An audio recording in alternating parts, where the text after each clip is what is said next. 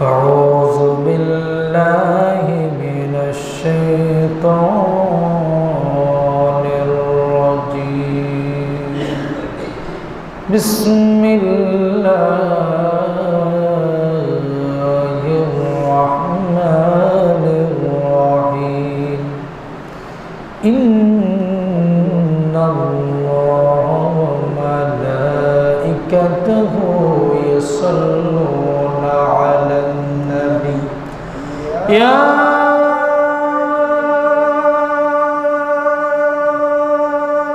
أيها الذين آمنوا صلوا عليه وسلموا تسليما اللهم صل سيدنا مولانا محمد وعلى آل سيدنا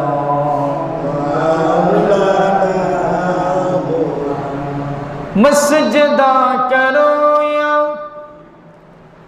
کہ دل کو سنبھالو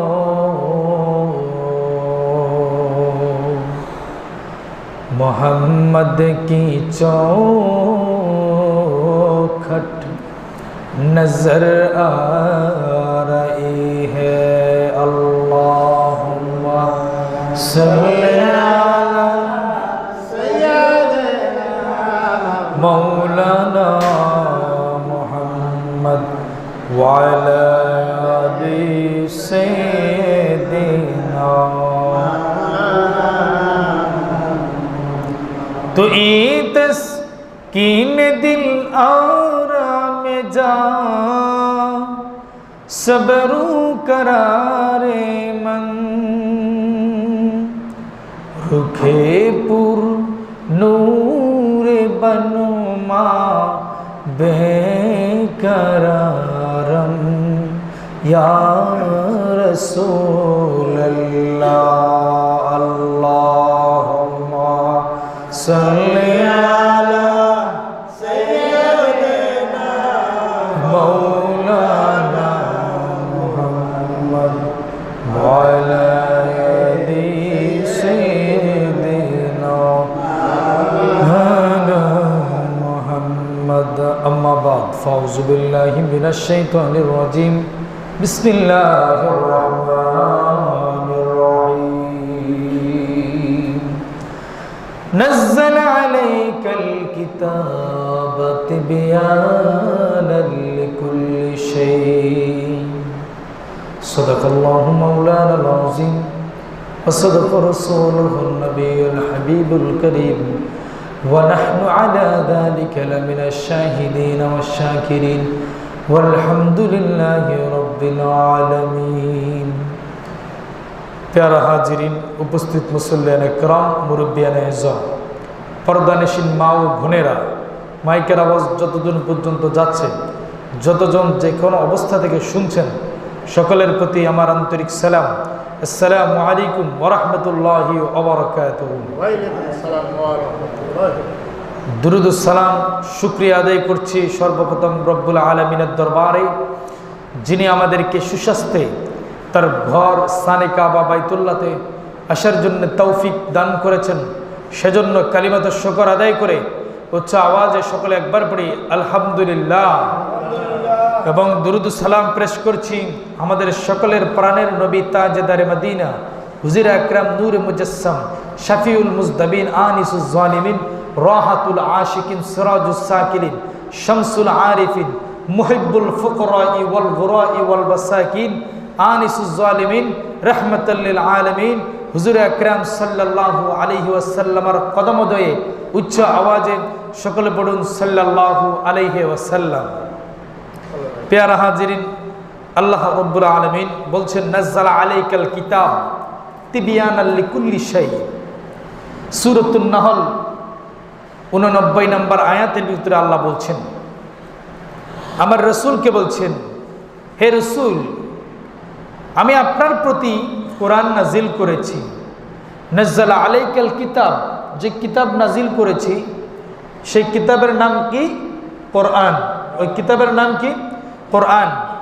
আল্লাহ বলছেন নাজ্জালা আলাইকাল কিতাব তিবিয়ানাল লিকুল্লি শাই, ওই যে কিতাবটি আমি আপনার উপরে নাজিল করেছি সেই কিতাবের ভিতরে, সেই কোরআনের ভিতরে পৃথিবীর শুরু থেকে শেষ পর্যন্ত ইহকাল এবং পরকাল, কবরের জগৎ এবং তার উপরের জগৎ, আখিরাত, দুনিয়া, এভরিথিং, প্রত্যেকটা কিছুই আমি এই কোরআনের ভিতরে দান করে দিয়েছি। সুবহানাল্লাহ। কোরআনের ভিতরে আল্লাহ বলছেন সকল কিছুই আছে, আপনি যা চাইবেন তাই আছে। যদি বলেন কোরআনের ভিতরে কি বিজ্ঞান আছে, প্রশ্ন হবে হ্যাঁ আছে। আল্লাহ বলছেন ইয়াসিন ওয়াল কুরআনিল হাকীম, ওয়াল কুরআনিল হাকীম। এটি কি? কোরআন, বিজ্ঞানময় কোরআন। আল্লাহু আকবার পড়ুন। কোরআনের ভিতরে কি আছে? বিজ্ঞান আছে। যদি বলা হয় কোরআনের ভিতরে কি গণিত আছে, কোরআনের ভিতরে গণিতও আছে। যদি বলে কোরআনের ভিতরে কৃষি শিক্ষা, তো কোরআনের ভিতরে কৃষি শিক্ষা আছে। যদি বলে কোরআনের ভিতরে চিকিৎসা বিজ্ঞান, তো কোরআনের ভিতরে চিকিৎসা বিজ্ঞানও আছে। যদি কোরআনের ভিতরে ইঞ্জিনিয়ারিং, কোরআনের ভিতরে ইঞ্জিনিয়ারিংও আছে। আল্লাহ বলছে তিবিয়ানাল লিকুল্লি শাই, যা আছে সব কিছু কোথায় দিয়েছি? কোরআনের ভিতরে দিয়েছে। সুবহানাল্লাহ। সম্ভব কি সম্ভব না? সম্ভব। লাইট মারলে কি দেখা যায়? আলো দেখা যায়। সেই লাইট কি মোবাইলের ভিতরে আছে? আছে। ক্যামেরা দিয়ে ছবি তোলা যায়, সেই ক্যামেরা কি মোবাইলের ভিতরে আছে? রেডিও দিয়ে খবরও শোনা যায়, সেই রেডিও কি মোবাইলের ভিতরে আছে? আছে। কথা বলা যায়, কথা বলার ব্যবস্থা কি মোবাইলে আছে? আছে। মেসেজ দেখার ব্যবস্থা আছে, জায়গা জমিনের হিসাব করার ব্যবস্থা আছে। আমরা যে হিসাব করার জন্য ক্যালকুলেটর ব্যবহার করি, সেই ক্যালকুলেটরও মোবাইলের ভিতরে আছে। দেশের যে কোনো প্রান্তে গেলাম, কোনো জায়গা যদি না চিনে থাকি, তো সেই জায়গাকে খুঁজে বের করার জন্য গুগল ম্যাপ, সেটাও মোবাইলের ভিতরে আছে। ছবি তুললাম, ছবি তোলার পরে সেটাকে পরিষ্কার করতে হবে, সেই পরিষ্কার করার সফটওয়্যারও মোবাইলের ভিতরে আছে। আমি যদি গতকালকে দেখেছিলাম জায়গা জমিনের খতিয়ানের হিসাব, এই জায়গা কার নামে আছে সেটাও কিন্তু আপনি বের করতে পারবেন এই মোবাইল দিয়ে। সুবহানাল্লাহ পড়েন না? এই মোবাইলের ভিতরে যদি সব কিছু থাকে, এ টু জেড, যদি আপনি সব কিছু এই মোবাইলের ভিতরে পেয়ে যান, সব কিছুই যদি এই মোবাইলের ভিতরে থাকে, তো এই কোরআন যে মানুষ এই মাথা দিয়ে চিন্তা করে এই মোবাইল আবিষ্কার করেছে, সেই মাথাটাকে যে আল্লাহ তৈরি করেছেন, সে আল্লাহ বলছে এই কোরআনের ভিতরে আমি সব কিছুই দান করেছি। সুবহানাল্লাহ। নাজ্জালা আলাইকাল কিতাব তিবিয়ানাল লিকুল্লি শাই, সব দান করেছি, A to Z, all, every subject এখানে কোরআনের ভিতরে আছে। এই কোরআন পড়ে প্রতিনিয়ত এই পৃথিবীর ভিতরে প্রতিদিন, প্রতি ঘন্টায়, বিশ্বের যে কোনো প্রান্তে এই কোরআন পড়ে কোরআনের সুশীতল ছায়াতে আসার জন্যে মানুষ তার দিন, তার পরনিন্দা দিনকে বাদ দিয়ে সুমহান ধর্ম ইসলামের তলে, সুমহান ধর্ম ইসলামের কালেমা প্রতিনিয়ত মানুষ গ্রহণ করেই চলছে। সুবহানাল্লাহ। আল্লাহ রাব্বুল আলামিন পবিত্র কোরআনের ভিতরে বলছেন, বিসমিল্লাহির রহমানির রহিম, ইন্না আনজালনাহু কুরআনান আরাবিয়্যান লাআল্লাকুম তাকিলুন।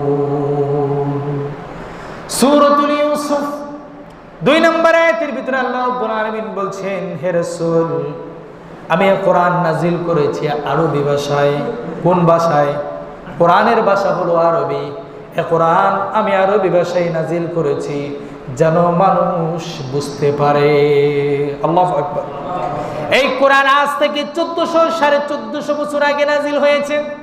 আমার নবী, আপনার নবী মুস্তাফা নবী মুহাম্মদুর রাসূলুল্লাহ সাল্লাল্লাহু আলাইহি ওয়াসাল্লামের উপরে নবী পাক সাল্লাল্লাহু আলাইহি ওয়াসাল্লাম নবী পাক সাল্লাল্লাহু আলাইহি ওয়াসাল্লাম যেই ভূমির ভিতরে জন্মগ্রহণ করেছেন সেই ভূমির মাতৃভাষা ছিল আরবি। আমাদের মাতৃভাষার নাম হলো বাংলা। আমাদের মাতৃভাষার নাম কি? আমেরিকান। তাদের মাতৃভাষা হলো ইংলিশ। ব্রিটেনের মাতৃভাষা তাদের ব্রিটেনি, ঠিক আছে। ভারতের মাতৃভাষা হিন্দি ভাষা। পাকিস্তানের মাতৃভাষা হলো উর্দু ভাষা, ঠিক না বেঠিক? এবং আফগানিস্তানের ভাষা হলো উর্দু ভাষা, আর আমাদের মাতৃভাষা হলো বাংলা ভাষা। এই বাংলা ভাষায় যদি কোনো কবিতারও যদি লেখা হয়, সেই কবিতা আমরা সহজে বুঝবো নাকি বুঝবো না? বাংলা ভাষায় যদি আমার জমিনের দলিলটা লেখা হয়, আমি কি বুঝবো নাকি বুঝবো না? বুঝতে পারবো। বাংলা ভাষায় যদি আমার জমিনের দলিল না রেখে ইংলিশ ভাষায় লেখা হয়, তাহলে আমি কি সেটা বুঝতে পারবো? বুঝতে পারবো না। যিনার ইংলিশের জ্ঞান আছে তিনি বুঝতে পারবেন, যিনার ইংলিশের জ্ঞান নাই তিনি বুঝতে পারবেন না। ঠিক একই রকমভাবে রব্বুল আলামিন নূর নবী মুহাম্মদুর রাসূলুল্লাহ সাল্লাল্লাহু আলাইহি ওয়াসাল্লামের কাছে যখন নবীকে আরবের ভূমির ভিতরে পাঠিয়েছেন, আরবের চতুর্পাশে তাদের মাতৃভাষা হলো আরবি ভাষা, এবং ওই আরবের ভিতরে সমস্ত মানুষ, অধিকাংশই মানুষ হলো মুশরিক, ইহুদি খ্রিস্টান। ঠিক সেই সময় রাসূলুল্লাহকে আল্লাহ রাব্বুল আলামিন আরব ভূমির ভিতরে পাঠিয়েছেন এবং প্রয়োজন সময় মতো কোরআনকে নাজিল করেছেন আরবি ভাষায়। কেন? কারণ যেই জায়গায় কোরআন নাজিল হচ্ছে ওই জায়গার মানুষ কথা বলে আরবিতে। এই জন্য কোরআনকে আল্লাহ আরবিতে নাজিল করেছেন যেন মানুষ বুঝতে পারে। সুবহানাল্লাহ পড়ে। তারা কথা বলে আরবিতে, তারা কবিতা লেখে আরবিতে, তারা ছন্দমালা লেখে আরবিতে, তারা গান লেখে আরবিতে, তারা মনের ভাষা প্রকাশ করে আরবিতে। কিন্তু আল্লাহর প্রদত্ত এই কোরআন যদি ইংলিশে নাজিল হতো, তারা বলতো এটা আমরা বুঝি না, এটার উপর আমরা ঈমান আনবো না। ঠিক না বেঠিক? এই জন্যে আল্লাহ বলছে তারা যেন কোনো এক্সকিউজ, কোনো অজুহাত দেখাতে না পারে, এই জন্য আমি আল্লাহ তাদের ভাষায় তাদের জন্য আমি কোরআন নাজিল করেছি। সুবহানাল্লাহ। কার প্রতি দয়া দেখিয়েছেন? আজ থেকে 1400 বছর পূর্বে রাসূলুল্লাহর উম্মতের প্রতি আল্লাহ দয়া দেখিয়ে, মায়া দেখিয়ে তারা যে ভাষায় কথা বলতে পছন্দ করে সেই ভাষায় স্বয়ং আল্লাহ কোরআন নাজিল করেছেন রাসূলের প্রেমে মাতোয়ারা হয়ে। জোর বলুন সুবহানাল্লাহ। প্রিয় ভাইয়েরা, এই জন্য আল্লাহ রাব্বুল আলামিন সূরাতুল ইউসুফের 2 নম্বর আয়াতের ভিতরে বলছেন, ইন্না আনজালনাহু কুরআনান আরাবিয়ান লাআল্লাকুম তাআকিলুন। আল্লাহু আকবার। আমি এই কোরআন নাজিল করেছি আরবি ভাষাতে, যেন পৃথিবীর মানুষরা বুঝতে পারে, যেন কোন পৃথিবীর মানুষ আমি আল্লাহর উপরে কোন রকমের দোষ চাপাতে না পারে। তারা যদি বলে হে আল্লাহ, আপনি কোরআনকে নাজিল করেছেন ইংলিশ ভাষায়, আপনি কোরআনকে নাজিল করেছেন উর্দু ভাষায়, আপনি কোরআনকে নাজিল করেছেন বাংলা ভাষায়, অথচ আমরা হলাম আরবি মানুষ, আমরা কথা বলি আরবিতে, আমরা গান লিখি আরবিতে, আমরা ছন্দমালা লিখি আরবিতে, আমরা চিঠি লিখি আরবিতে, আমরা সংবাদ প্রচার করি আরবিতে, আর আপনি আরবিতে কোরআন নাজিল না করে বাংলায় কোরআন নাজিল করেছেন। এই জন্য এই কোরআন আমরা পড়তেও পারি না, কোরআন মতো আমরা আমলও করতে পারি না। এই কথা যেন দুনিয়ার মানুষ বলতে না পারে, সেজন্য আমি রব্বুল আলামিন মানুষের মনের ভাষা বুঝতে পেরে আমি আল্লাহ তাদের কাছে কোরআন নাজিল করেছি আরবি ভাষায়। আল্লাহু আকবার। সুবহানাল্লাহ পড়বেন না? রব্বুল আলামিন বলছে এই কোরআনের ভিতরে আমি নাজিল করে শেষ করে নেই, সব কিছু এই কোরআনের ভিতরে আমি দিয়ে দিয়েছি। এমন কি বিষয় সব দিয়েছি, সব এই কোরআনের ভিতরে থাকবে। এই কোরআনকে যারা রিসার্চ করবে, এই কোরআনকে যারা অনুসন্ধান করবে, এই কোরআনের প্রতিটি অক্ষর তার জন্য এক একটা জ্ঞানের ভান্ডার হয়ে যাবে। সুবহানাল্লাহ। আপনি আমি রিসার্চ করি না, গবেষণা করি না, এই জন্য কোরআন আমার কাছে একটা আরবি পাণ্ডুলিপি মনে হয়। আমার কাছে মনে হয় এই কোরআন বড় কঠিন। এই কোরআন পড়তে পারেন শুধুমাত্র হুজুরেরা, এই কোরআন পড়তে পারেন শুধুমাত্র হাফেজেরা। দুনিয়ার ভিতরে ইংলিশ বাংলায় যারা পড়ালেখা করেছে তাদের পক্ষে কোরআন পড়া সম্ভব নয়, আমরা এইটাই মনে করি। ঠিক না বেঠিক? ঠিক না বেঠিক? অথচ এই কোরআন আল্লাহ রব্বুল আলামিন মানুষের জন্য সৃষ্টি করেছেন এবং এই কোরআনটাকে রব্বুল আলামিন এত পরিমাণ সহজ করে দিয়েছেন যেন প্রতিটি মানুষ এই কোরআনকে নিজের ভিতরে আয়ত্ত করতে পারে। আল্লাহ রাব্বুল আলামিন সূরাতুল হিজরের 9 নম্বর আয়াতের ভিতরে বলছেন, বিসমিল্লাহির রহমানির রহিম, ইন্না নাহনু নাযালনা যিকরা ওয়া ইন্না লাহু লাহাফিজুন। আল্লাহু আকবার। হে নবী, আমি নিজেই এই উপদেশ গ্রন্থ কোরআন নাজিল করেছি এবং এর হেফাজত করে স্বয়ং আমি রব্বুল আলামিন। আল্লাহু আকবার। আপনার মোবাইল সৃষ্টি করেছেন বিজ্ঞানীরা, ঠিক না? মোবাইলটা যখন আপনি কিনেছেন, কথা কি বোঝা যাচ্ছে? বুঝতে পেরেছেন কথা? মোবাইলটা যখন সৃষ্টি করার পরে আপনি কিনেছেন, এই মোবাইলটা দায়িত্বে সংরক্ষণের দায়িত্ব কি যিনি তৈরি করেছেন তিনার, নাকি যিনি কিনেছেন তিনার? যিনি কিনেছেন তিনার, ঠিক না বে ঠিক? আমি একটা গাড়ি কিনেছি, গাড়িটা কেনার পূর্বে এই গাড়ির মালিক ছিল শোরুম কোম্পানি, গাড়ির কোম্পানি ছিল। ততক্ষণ পর্যন্ত গাড়ির কোম্পানি ওই গাড়িটাকে পাহারা দিয়ে সিকিউরিটির মাধ্যমে, সিসি ক্যামেরার মাধ্যমে তার শোরুমের ভিতরে গাড়িটা রেখেছে। যখনই আমি কাগজ কলমে টাকা দিয়ে গাড়িটা কিনে শোরুম থেকে বের করেছি, এখন আর তার ওই সিসি ক্যামেরা এই গাড়ির উপরে দায়িত্ব রাখবে, এই গাড়ির দায়িত্ব এখন আমার। কিন্তু আমার আল্লাহ বলছে, এই কোরআন নাজিল করেছি আমি, নাজিল করার পরে কোরআন দিয়েছি আমি মুহাম্মদুর রাসূলুল্লাহ সাল্লাল্লাহু আলাইহি ওয়াসাল্লামের কাছে, মানুষের জন্য। কিন্তু মানুষের কাছে দিয়েছি তা ঠিক, এই কোরআন নাজিল করেছি আমি, এই কোরআনকে দায়িত্ব হেফাজতে নির্দিষ্ট জায়গায় সংরক্ষণের দায়িত্ব আমি আল্লাহর। আল্লাহু আকবার, আল্লাহু আকবার বলুন না। যিনি নাজিল করেছেন তিনি এটা সংরক্ষণের দায়িত্ব রেখেছেন। চাইলে পৃথিবীর মানুষ কোনো একটা সূরা, এই কোরআনের ভিতরে 114টি সূরা আছে, কোন মানুষ চাইলে সূরাতুল বাকারাটা অনেক বড়, এই সূরাটা বাদ দিয়ে দিই, বাকি 113টি সূরা রাখবে, এমন চিন্তা কেউ করতে পারবে? আবার কোরআনের ভিতরে 6666টি আয়াত আছে, কোন ব্যক্তি চাইলে এখান থেকে একটি আয়াতও বাদ দিতে পারবে? আল্লাহ রাব্বুল আলামিন বলছে, কারণ কোরআনকে আমি নিজে আল্লাহ হেফাজত করেছি। সুবহানাল্লাহ পড়েন। এই জন্য পৃথিবীর মানুষের ভিতরে দেখবেন ছোট্ট ছোট্ট হাফেজরা, ছোট্ট ছোট্ট ছেলেরা গোটা কোরআন 30 পারা কোরআন, 6666টি আয়াত এবং 114টি সূরা অনায়াসে মুখস্থ করে দেশ বিদেশের ভিতরে প্রোগ্রাম করে সারা বিশ্বের ভিতরে বাংলার ছেলেরা, বাংলার হাফেজরা প্রথম স্থান অধিকার করে। সুবহানাল্লাহ। এই কোরআন মুখস্থ করেন কে? মানুষ। এই কোরআন মুখস্থ করেন কে? এই মানুষটাকে যদি আপনি অনেককেই জিজ্ঞেস করবেন আপনার ফোন নাম্বার বলেন, তিনি ফোন নাম্বার বলতে পারেন না, আছে না নাই? যদি বলেন আপনার ফোন নাম্বার বলেন, ফোন নাম্বার বলতে পারে না। বাবার ফোন নাম্বার অনেকেই জানে না, মায়ের ফোন নাম্বার অনেকে জানে না। ফোন নাম্বারের সংখ্যা হলো 11টি। কয়টি? 11টি সংখ্যা অনেকেই মুখস্থ করতে পারেন না। আবার অনেকেই নিজের নাম জানেন, বাবার নাম জানেন, কিন্তু দাদার নাম জানেন না, দাদির নাম জানেন না, দাদার বাপের নাম জানেন না, ওই বাপের দাদার নাম জানেন না, কিন্তু সেই মানুষটাই মহাগ্রন্থ আল কোরআন 30 পারা মুখস্থ জানে। সুবহানাল্লাহ, সুবহানাল্লাহ পড়ুন না, আরো জোরে পড়ুন না। নিজের নাম ছাড়া আর কারো নাম জানে না। যদি বলি তোমার বাপের নাম কি, বলে আমার বাপের নাম হলো ইব্রাহিম। তো ইব্রাহিমের বাপের নাম কি বলে জানি না, তার বাপের নাম কি বলো তাও জানি না, তার বাপের নাম কি বলো তাও জানি না। তোমার কি ফোন নাম্বার জন্য বলে হ্যাঁ আমারটা জানি। তো তোমার বাপেরটা মুখস্থ আছে নি? নাই। তোমার ভাইয়েরটা আছে মুখস্থ? না নাই। তোমার মায়েরটা মুখস্থ আছে নাকি? না নাই। তোমার বাড়ি কোথায়? আমার বাড়ি অমুক। আছে না নাই? এরকম বলতে পারে না?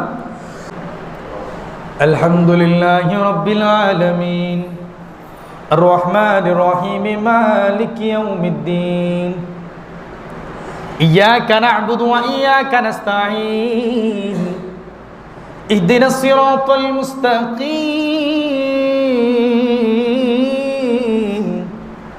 সিরাতাল লাযীনা আন'আমতা আলাইহিম গায়রিল মাগদুবি আলাইহিম ওয়ালাদ-দাল্লিন। আমিন। মুখস্থ পারেন নাকি? পারেন? পারেন কি পারেন না?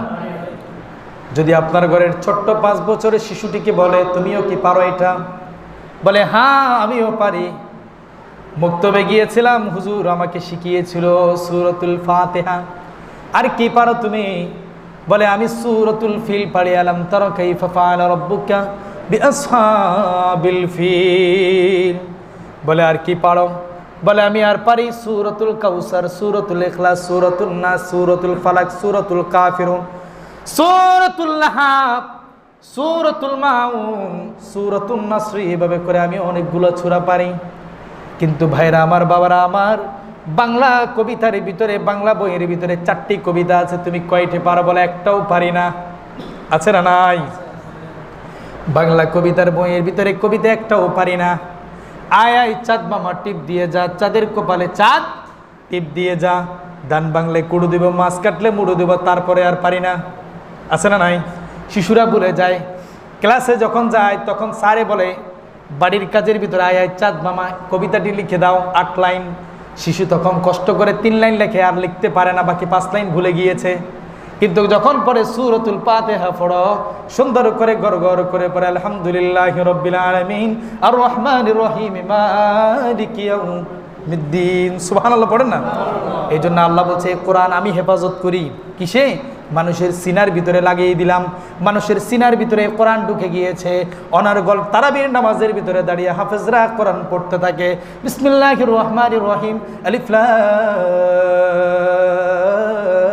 মিম, যালিকাল কিতাবু লা রাইবা ফীহি হুদাল লিল মুত্তাকিন আল্লাযীনা ইউমিনুনা বিল গায়বি ওয়া ইয়াকিমুনাস সালাতা ওয়া মিম্মা রাযাকনাহুম ইউনফিকুন ওয়াল্লাযীনা ইউমিনুনা বিমা উনজিলা ইলাইকা ওয়া মা উনজিলা মিন ক্বাবলিক ওয়া বিল আখিরাতি হুম ইউকিনুন। আল্লাহু আকবার। একটু অসুস্থ আছে, অসুস্থ, কথা বলতে অসুবিধা হচ্ছে। প্রিয় ভাইরা আমার, এই কোরআন অনর্গল মানুষ বলতেই পারছে। কিন্তু যদি আপনাকে বলা হয় আপনার সবচেয়ে দামি হলেন যে আপনার জায়গায়, এই জায়গার মালিক আপনি, এটা হলো আপনার খতিয়ান, এই খতিয়ানের ভিতরে যে কোনো সময় এই খতিয়ান পানিতে ডুবে, বন্যার সময় আগুনে পড়ে নষ্ট হয়ে যেতে পারে। খতিয়ানের ভিতরে যা যা লেখা আছে আপনি সব কিছু মুখস্থ রাখেন, 2টা পৃষ্ঠা খতিয়ান, আপনি পারবেন না, আপনি পারবেন না। কিন্তু কোরআন আপনি অনর্গল মুখস্থ করে ফেলছেন। আল্লাহু আকবার। এই কোরআন হলো রসুলের জীবন্ত মুজিজা। কোরআন কার মুজিজা? রসুলের জীবন্ত মুজিজা। হযরতে সাইয়্যিদনা মুসা আলাইহিস সালাতু ওয়াস সালামের সময়ে একটি ঘটনা। মুসার সময়ের জাদু ছিল বেশি, জাদুর প্রচলন ছিল বেশি। নবী মুসার হাতে একটা লাঠি ছিল, ওই লাঠিটাকে যখন ছেড়ে দিত সেই লাঠিটা কি হয়ে যেত? সাপ। এবং সেই সাপটাকে যখন আবার ঘামচি মেরে ধরতো সেটা আবার লাঠি হয়ে যেত। সুবহানাল্লাহ। তো মুসার সময়ে একটা বড় জাদুঘর ছিল, সেই জাদুঘরের 2টা ছেলে ছিল। তো ছেলেরা বাবার থেকে জাদুবিদ্যা শিখেছিল, কিন্তু ইন টাইমে তাদের বাবা মারা গিয়েছিল। বাবা মারা যাওয়ার পরে তারা তাদের বাবার কবরে গিয়ে বলতে লাগলো, বাবা, যে মুসা যে সত্য নবী, মুসা যে সত্য নবী, এটা আমরা কি করে প্রমাণ করব? তখন বাবা বলেছিল যে মুসার সাথে যেই লাঠিটা আছে সেই লাঠিটা যদি তোমরা চুরি করতে পারো তাহলে হবে মুসা ভণ্ড নবী, আর যদি লাঠিটা তোমরা চুরি করতে না পারো তাহলে মুসা হবে সত্য নবী। সুবহানাল্লাহ। এখন তারা বাবার কথা মতো নবী মুসাকে টেস্ট পরীক্ষা করার জন্যে তারা মুসাকে পাহারা দিতে লাগলো, যে মুসা কোথায় থাকে এবং তার লাঠিটা কোথায় পাওয়া যেতে পারে। তো তারা একদিন দেখতে পেল যে তাদের নবী মুসা একটা গাছের নিচে ঘুমাচ্ছেন, কিন্তু ঘুমের পাশেই মুসা নবীর পাশেই লাঠিটা বসে আছে, লাঠিটাকে পাশে রেখেই মুসা নবী ঘুমাচ্ছেন। তারা এটা দেখে সুযোগ বুঝে তারা কি করলেন, মুসা নবীর লাঠিটাকে চুরি করার জন্য গিয়েছিলেন। যখন কাছে গিয়েছিল লাঠিটাকে চুরি করার জন্যে, অমনিতে লাঠিটা যখনই ধরবে ঠিক তখনই লাঠিটা সাপ হয়ে তাদেরকে পাকড়াও করতে শুরু করে দিয়েছে। সুবহানাল্লাহ। তারা এক পর্যায়ে অসুস্থ হয়ে গিয়েছিল। অসুস্থ হয়ে তারা বুঝতে পেরেছে যে মুসা নবী সত্য নবী এবং এই লাঠিটা হলো তার মুজিজা, এবং এই লাঠিটা হলো তার মুজিজা। তো তারা বুঝতে পেরে নবী মুসার কাছে গিয়েছিল এবং ক্ষমা চেয়েছিল যে, হে মুসা, আপনাকে পরীক্ষা করার জন্যই আপনার হাতের যে লাঠিটা দিয়ে আপনি মানুষকে মুজিজা দেখেন, সেই লাঠিটা আমরা চুরি করতে গিয়েছিলাম, কিন্তু সেই লাঠি সাপ হয়ে গিয়েছিল এবং সেই সাপের দৌড়ের কারণে আমরা ভয়ে রোগাক্রান্ত হয়ে গিয়েছে। মূসা তখন তাদেরকে মাফ করে দিল, তারা সুস্থ হলো। নবী মূসা যদি গাছের নিচে ঘুমাইলে, নবীর মূসার লাঠি যদি না ঘুমায়, কথা বুঝবেন, নবী মূসা গাছের নিচে ঘুমায় কিন্তু নবী মূসার লাঠি কিন্তু জিন্দা সজাগ অবস্থায় বসে আছে। ঠিক একই রকম ভাবে মুহাম্মদুর রাসূলুল্লাহ সাল্লাল্লাহু আলাইহি ওয়াসাল্লামের রওজায়ে শরীফে যদিও ঘুমায়, তার জীবন্ত মুজিজা আল কোরআন এই পৃথিবীর ভিতরে জীবন্ত রয়েছে। সুবহানাল্লাহ, আল্লাহু আকবার বলুন। নবী আছে কোথায়? মদিনায় রওজায়ে শরীফে, কিন্তু তার জীবন্ত মুজিজার নাম হলো আল কোরআন, এটা এখনো জিন্দা। সুবহানাল্লাহ, আল্লাহু আকবার বলুন। আপনি যদি মনে করেন নবী নাই, নবীর কোরআনের কোনো পাওয়ারও নাই, তাহলে আপনি ভুল বুঝলেন, আপনার ভিতরে বুঝ জ্ঞান কম আছে। নবী যদিও রওজা শরীফে থাকে, কিন্তু তিনার কোরআন, তিনার উপরে যে কোরআন নাজিল হয়েছে, এই কোরআন কিয়ামত পর্যন্ত জিন্দা এবং জীবিত। এই কোরআন চাইলে কোনো পার্সন এটাকে an improvement, it can not touch it, কোনো অপবিত্র মানুষ এটাকে চাইলে স্পর্শ করতে পারবে। সুবহানাল্লাহ পড়ুন। আপনার কাছে কত দামি দামি বই আছে, আপনি ধরে ফেলতেছেন। বাথরুম থেকে এসে বসে বসে সোফার উপর বই পড়েন, ঠিক না? কিন্তু বাথরুম থেকে বসে এসেই বুক সেলফ থেকে কোরআন নামিয়ে কি কোরআন পড়তে পারবেন? আপনাকে উজু করতে হবে, এবং আপনি নাপাক উজু করলে চলবে না, গোসল করতে হবে। সুবহানাল্লাহ পড়েন। কিন্তু আপনার বাংলা বই, ইংরেজি বই, গণিত বই, ম্যাথমেটিক্স বই, এক কোরআনের দাম হলো 200 টাকা, 30 টাকা, 230, 240, 250 টাকা, সর্বোচ্চ 3000 আর 1000 টাকা। কিন্তু আপনার হাতের যে মোবাইলটা আছে সেটা চাই 60, 70, 80, 90, 1 লক্ষ টাকা। আপনি এই মোবাইল নিয়ে ওয়াশরুমে চলে যান, এই মোবাইলকে আপনি ওয়াশরুমের বিভিন্ন স্থানে রেখে আপনি বাথরুম শেষ করে আপনার ওই ডান হাত বাম হাত দিয়ে এই মোবাইলটাকে আপনি ধরে কথা বলতে বলতে চলে আসেন। কিন্তু আমার আল্লাহর এই কোরআন পৃথিবীর কোন মানুষ কোনদিন অপবিত্র স্পর্শ করতে পারবে? আল্লাহু আকবার। শুধু তাই নয়, আল্লাহ বলছে কোরআনের ভিতরে যে আয়াতগুলো দিয়েছি, যে হরফগুলো আমি দিয়েছি, যে বর্ণটা আমি দিয়েছি, যে প্রতিটা বর্ণ যদি কোনো মানুষ পড়ে, তার প্রতিটা বর্ণের বিনিময়ে আমি তাকে 10টা করে নেক দান করে দিব। সুবহানাল্লাহ। আপনারা শীতকাল আসলে ব্যাডমিন্টন খেলেন না? ব্যাডমিন্টন খেলে আমার ভাইরা, আমরাও খেলি। ব্যাডমিন্টন খেলার পরে সেখানে আমাদের একটা হিসাব হয়, পয়েন্ট সিস্টেম। কি সিস্টেম? পয়েন্ট। মারলাম, পয়েন্ট হলো। আসলে আমরা কি পয়েন্টটা দেখতেছি? বলেন।